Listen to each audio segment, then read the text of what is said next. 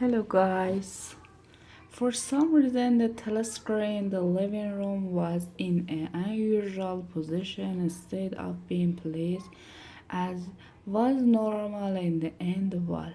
Where it could cameo horror it was in the longer wall opposite the window. To one side of it there was a shallow alcove in which Wisdom was now sitting, and which when the flower belt had probably been intended to hold bookshelf.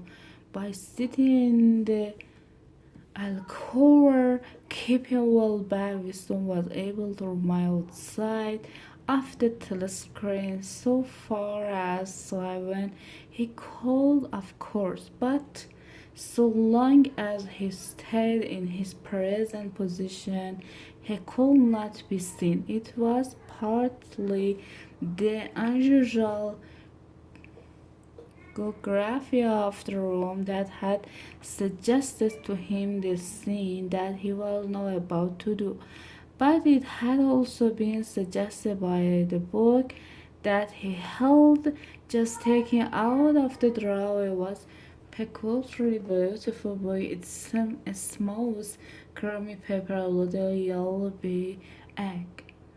Was of a kind that had not been manufactured for at least 4 years past. He could guess, however, that the book was much older than that. He had seen it lying in the window of the Forceville little junk shop in slummy quarter of the town. Just what quarter he did not now remember, and had been stricken immediately by an overwhelming desire to possess it. Party members were supposed not to go into ordinary shop. Darling on the fair market was called, but the rule was not strictly kept because there was virus seen such as showcase and reasonable which is this impossible to get hold of in any other way. He had given a quick glance up and down it street and then had slipped inside and bought the book for $2.50 at the time. He was not conscious of wanting it for any particular purpose. He had carried a guilty hand briefcase even with nothing written in it. It was a compromising possession. It seemed that he was about to do was to open the diary. This was not illegal. Nothing was illegal, since there were no longer any law. But if the detected, it was reasonably certain that it would be punished by death or at least by 25 years in forced labor camp. Wisdom fitted a nib into the pinholder and sucked it to get the edges off. The pen was an arching instrument, seldom used, 7 for signature, and he had pressure on furtively and with some difficulty, simply because of the feeling that the beautiful creamy paper deserved to the writing on with a real nib instead of being scratched with an ink pencil. Actually, he was not used to writing by hand, apart from very short notice. It was usual to decay everything to the spirit, which was the course impossible for his present purpose. He dipped the pen into the ink and then flattered for just a second a term, or had gone through his blood to mark the paper was the decisive act. In a small clumsy letter he wrote, April 4th, 1984. He set back a sense of complete helplessness had descended upon him. To begin with, he did not know with any certainty that his were 1984.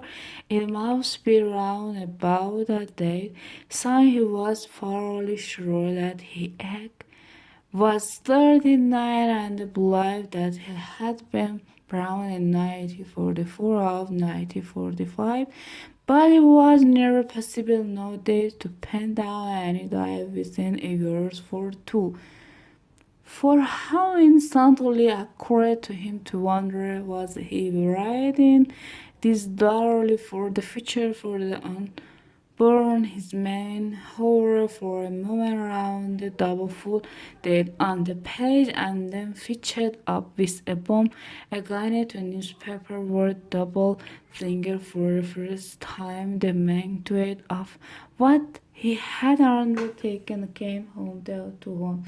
How could you communicate with the future? It was of its nature impossible. A future would resemble the person in which would not listen to him, or it would be different from if, and if Perixeterman would be Magnus. For some time he sat gazing stupidly at the paper. The telescreen had changed already straight and military music. It was curious that it seemed not merely to have lost the power of experience itself, but even to have forgotten what it was that he had originally intended to say. For weeks past he had been making ready for this moment, and it had never crossed his mind that anything would be needed except courage.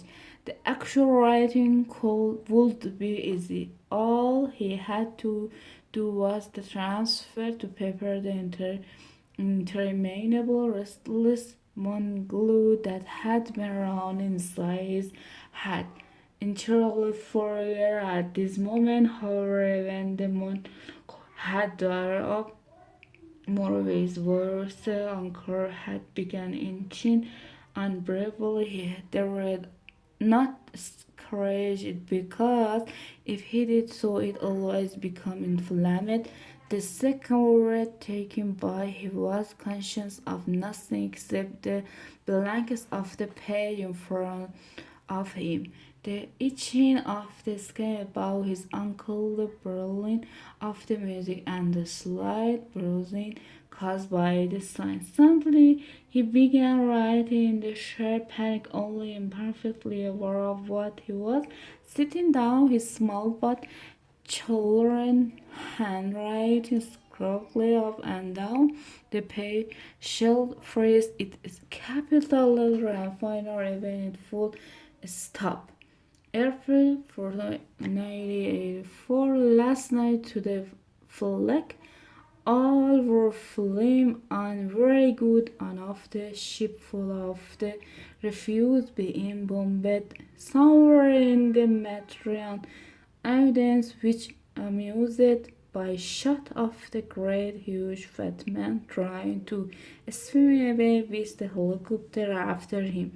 First you saw him wallowing along in the water like a porpoise, then you saw him through the helicopter sunlight.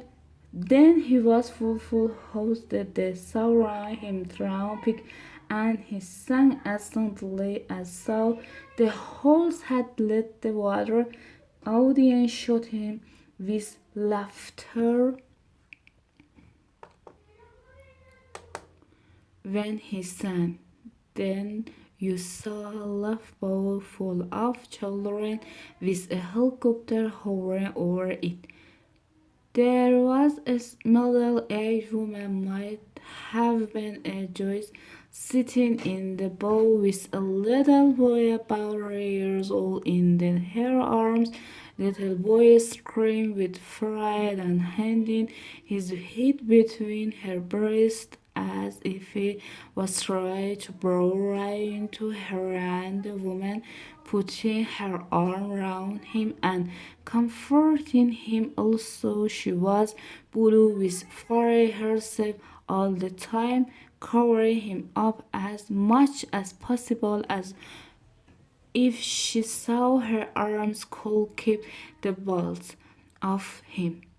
Then the helicopter planted a 20 kilobomb in a mountain traffic flash, and the bow went all the match fooled them. There was a wonderful shot of the child arm going up, up, up, right up into the air, and the helicopter with the camera in its nose must have flown up, and there was a lot of applause from the party seat, but a woman down in the pool part of the house suddenly started kicking up the fuss and the shouting they didn't other of the shout. It is not a friend of kids. They didn't eat iron right, not a friend of kids. It iron until the police thrown her out in the dawn.